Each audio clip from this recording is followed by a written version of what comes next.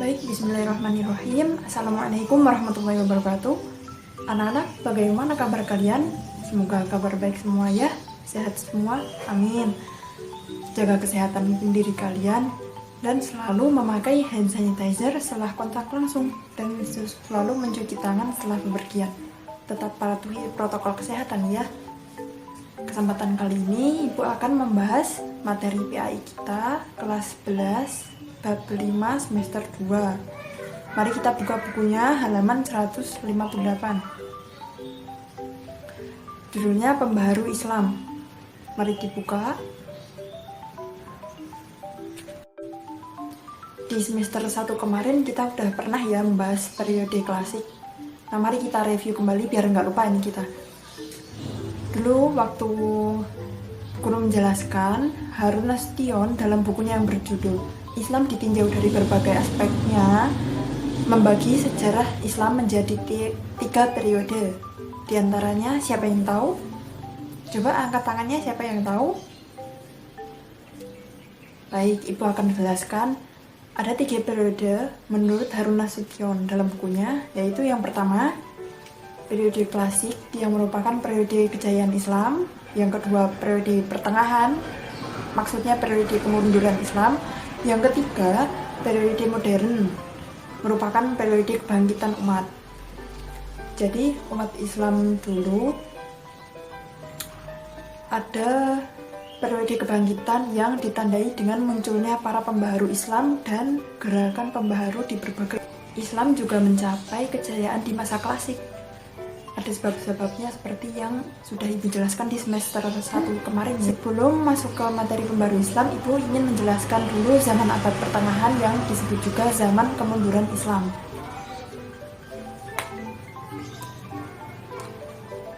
Nah, dulu pada abad pertengahan, terutama abad 16 sampai 18. Nah, ini kita udah bahas abad pertengahan nih. Abad pertengahan itu yang kemunduran Islam. Abad berapa? 16 sampai 18 ya. Laju keilmuan ulama semakin melemah zaman itu. Kok setelah kemajuan ada kemunduran? Apa sebabnya ya?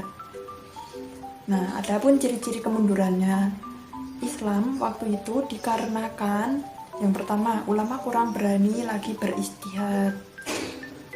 Yang kedua, ulama zaman itu menganggap penggunaan akal sebagaimana diajarkan dalam Al-Quran sudah tidak pada zamannya lagi, pada zaman itu.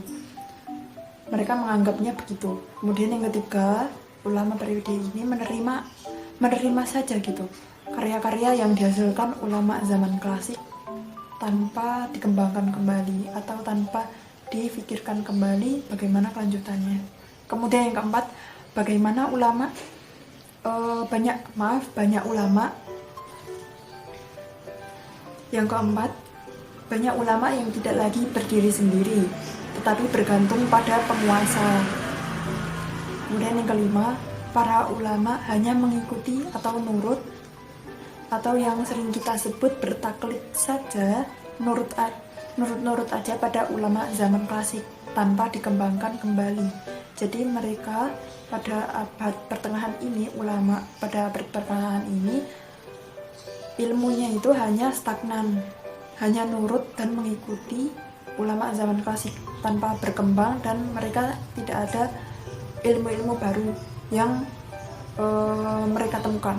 Kemudian yang keenam, ulama cenderung hanya sibuk pada ilmu agama saja, sehingga ilmu umum cenderung tidak berkembang dan lenyap, karena mereka hanya menganggap yang terpenting itu ilmu agama.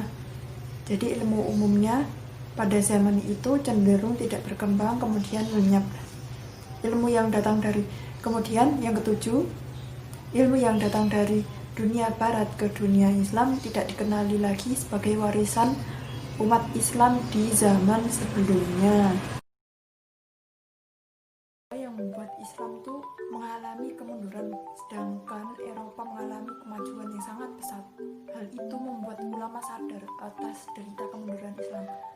Oleh karena itu, abad modern muncul para ulama dengan gagasan-gagasan yang bertujuan memajukan Islam, sehingga dunia Islam dapat mengejar kemajuan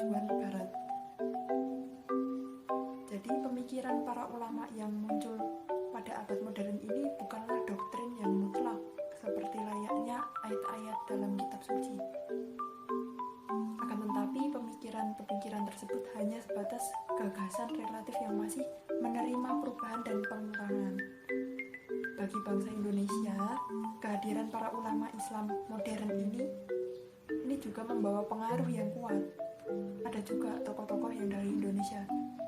Langsung atau tidak langsung mereka mengembangkan gagasan yang sesuai dengan konteks keindonesiaan saat itu maksudnya ya.